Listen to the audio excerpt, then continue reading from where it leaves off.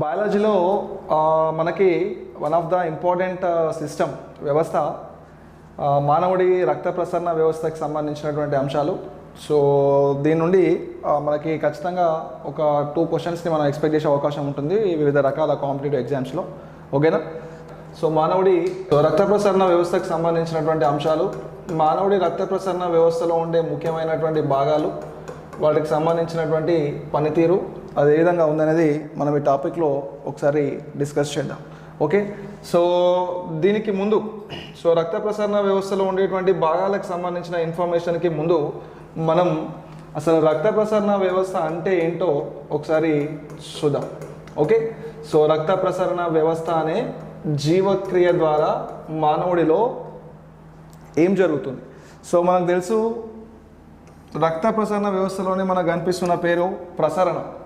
Okay, circulation. So దీన్ని మనం blood circulatory system అనే పేరుతో పిలుస్తూ ఉన్నాం. సో ప్రసరణని సర్క్యులేషన్ లేదా ట్రాన్స్పోర్టేషన్ అనేటువంటి పేరుతో పిలుస్తూ ఉన్నాం.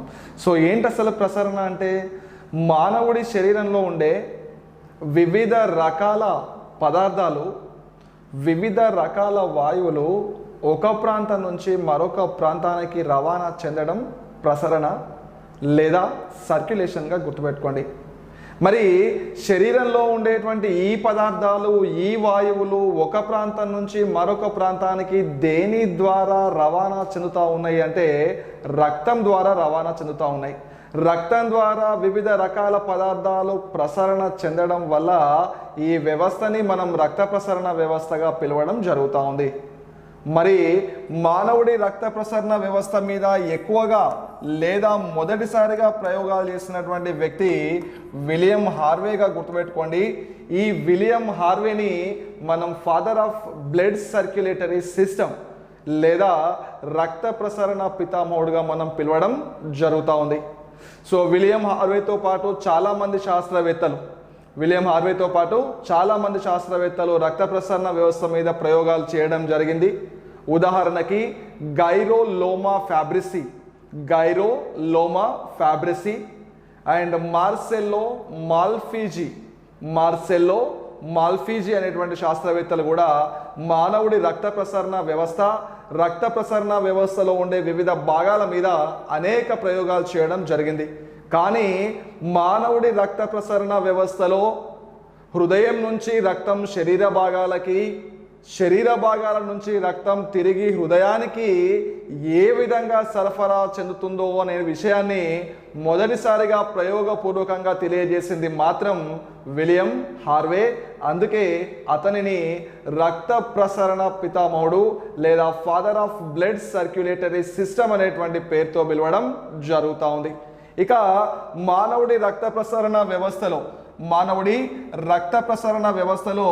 మనకి ప్రధానంగా ఒక 4 అంశాలు కనిపిస్తూ ఉన్నాయండి. మానవుడి రక్త ప్రసరణ వ్యవస్థలో మనకి ప్రధానంగా ఒక 4 అంశాలు కనిపిస్తూ ఉన్నాయి. దానిలో ఒకటి హృదయం లేదా హార్ట్ లేదా గుండె, అండ్ రెండవది రక్త నాళాలు లేదా బ్లడ్ వెజల్స్, అండ్ మూడవది రక్తం లేదా బ్లడ్. ఇక నాలుగవది రక్త వర్గాలు లేదా బ్లడ్ గ్రూప్స్గా గుర్తుపెట్టుకోండి.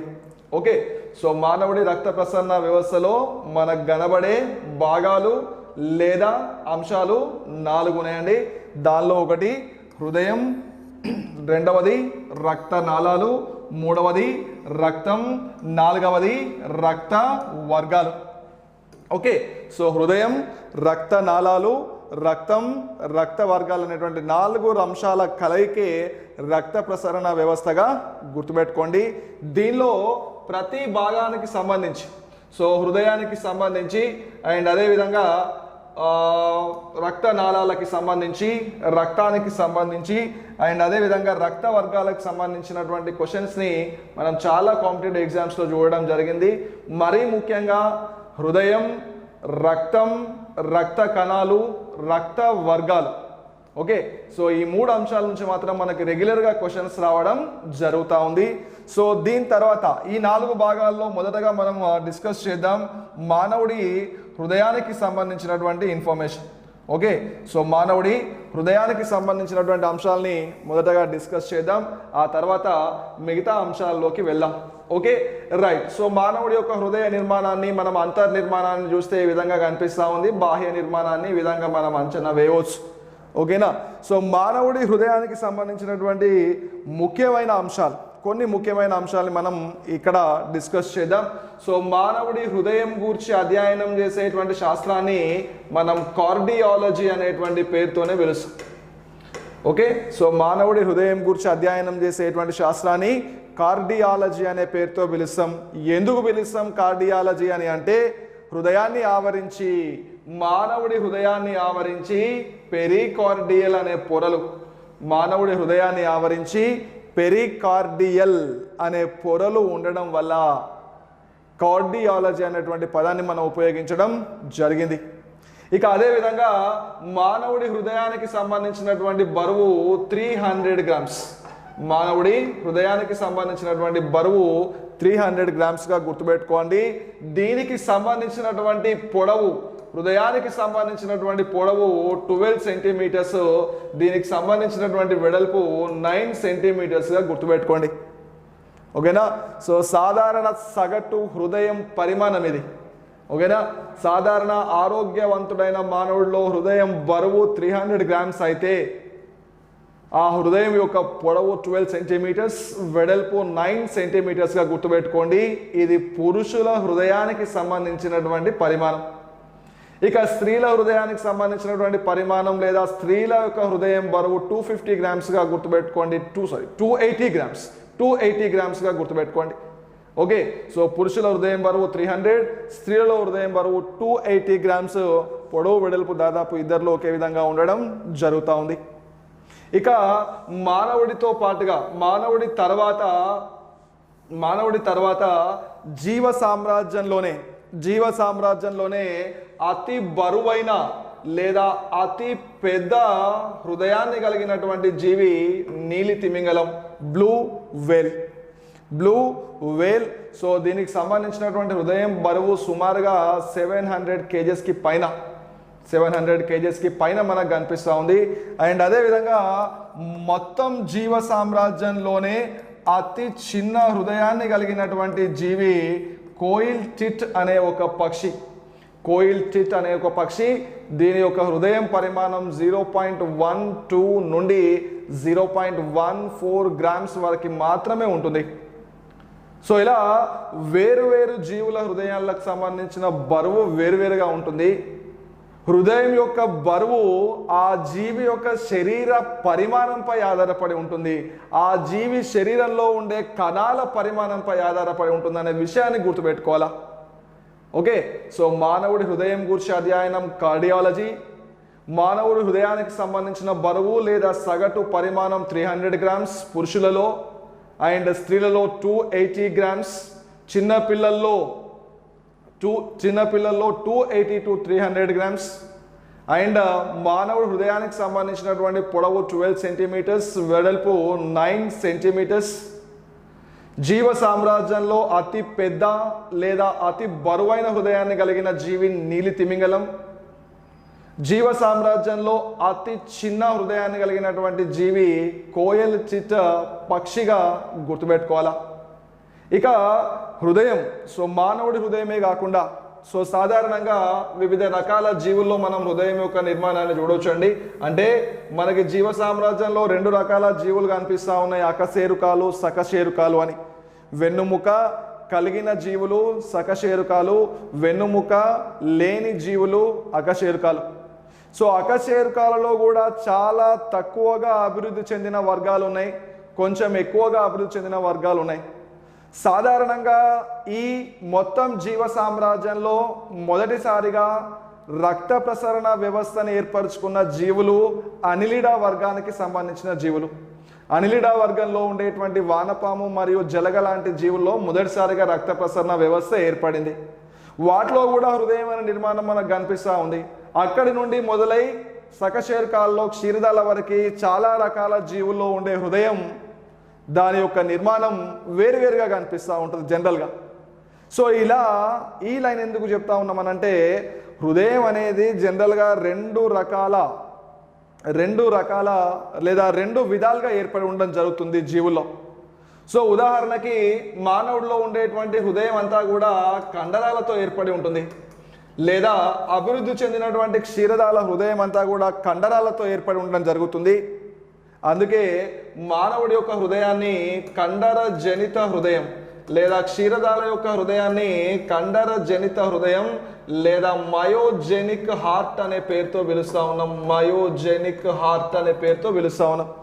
ఎందుకు మయోజెనిక్ హార్ట్ అని పిలుస్తున్నాం? కండరాలలో మయోసిన్ అనే ప్రోటీన్ ఉంటుంది కాబట్టి మయోజెనిక్ హార్ట్ అని పిలుస్తున్నాం.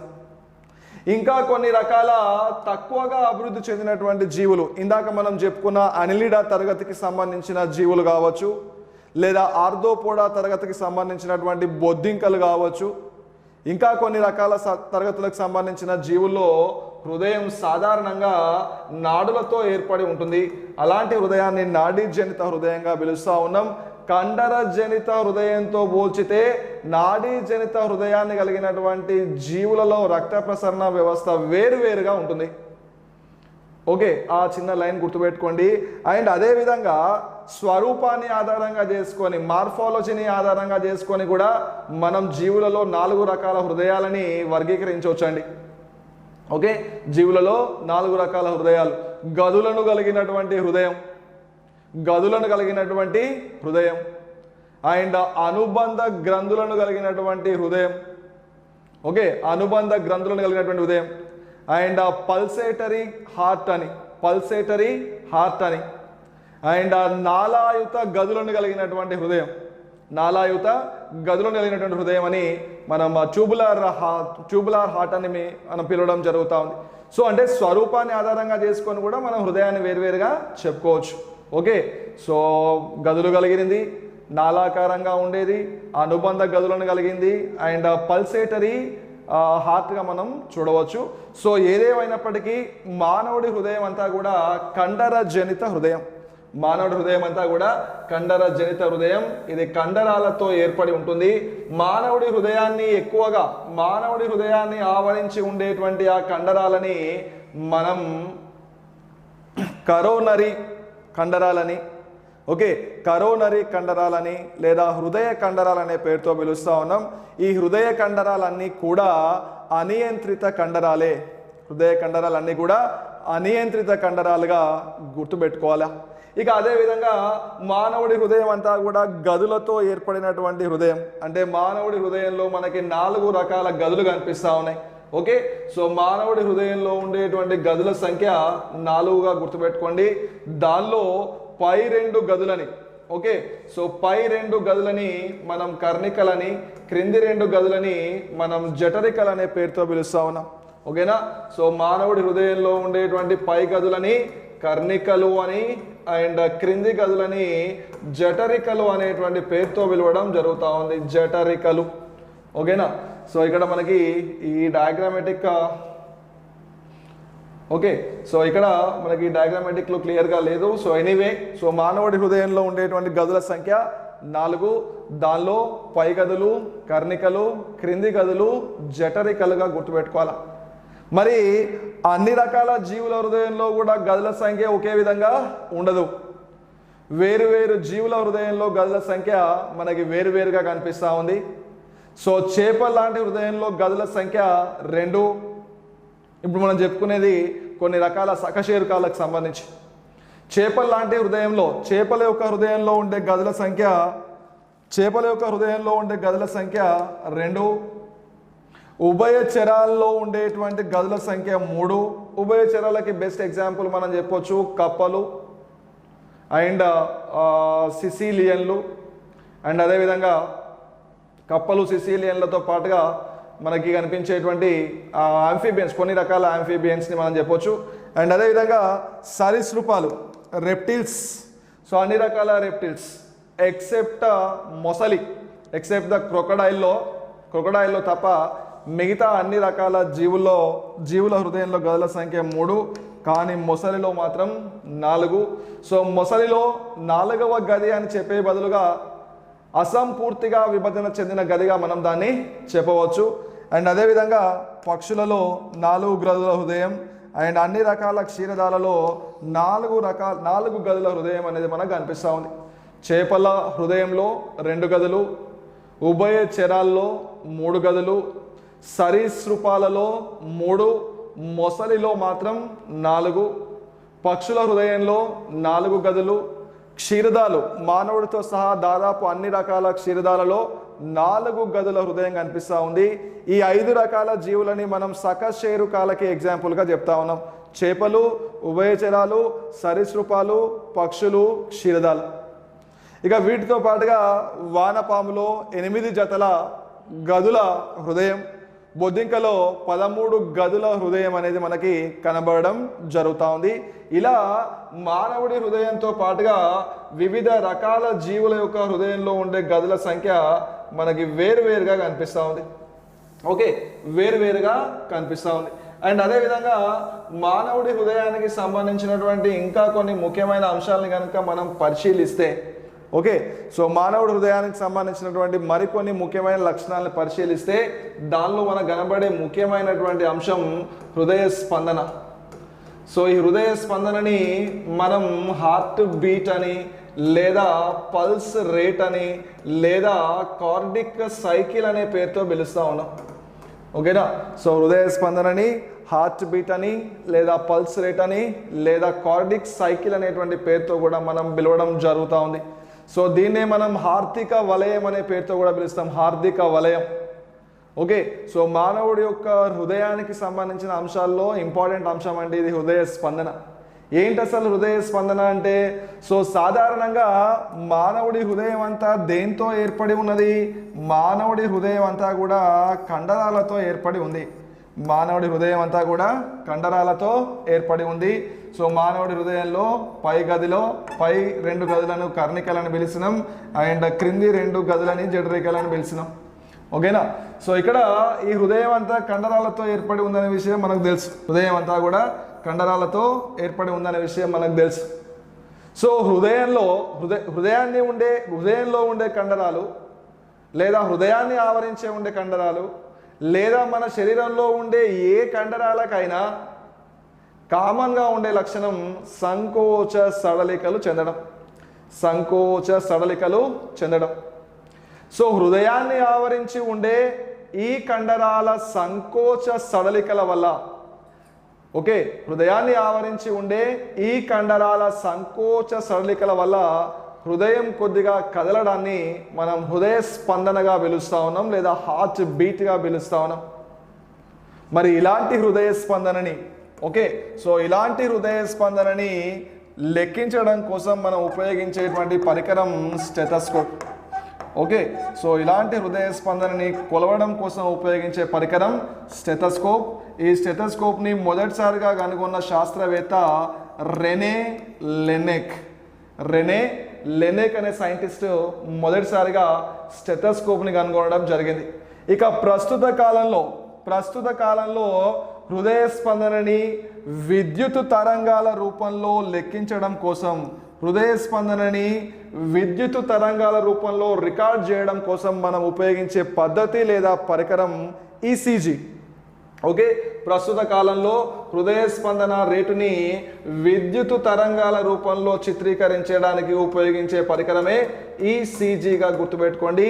ఇక ఈసీజీ అంటే ఎలక్ట్రోకార్డియోగ్రామ్ లేదా ఎలక్ట్రోకార్డియోగ్రాఫ్. సో ఇది ఒక డివైస్, మనం చూస్తూ ఉంటాం హాస్పిటల్స్కి వెళ్ళినప్పుడు. ఓకేనా? సో ఈ ఈసీజీ మెషిన్ ద్వారా మనం మానవుడి యొక్క హృదయ స్పందనని విద్యుత్ తరంగాల రూపంలో చిత్రీకరించవచ్చు. ఇక ఈ ఈసీజీలో హృదయ స్పందనని నిర్ధారించడానికి లేదా హృదయ స్పందనని కొలవడం కోసం మనం కొన్ని తరంగాలను ఉపయోగించడం జరుగుతుంది. సాధారణంగా PQRS రకానికి సంబంధించిన తరంగాలు.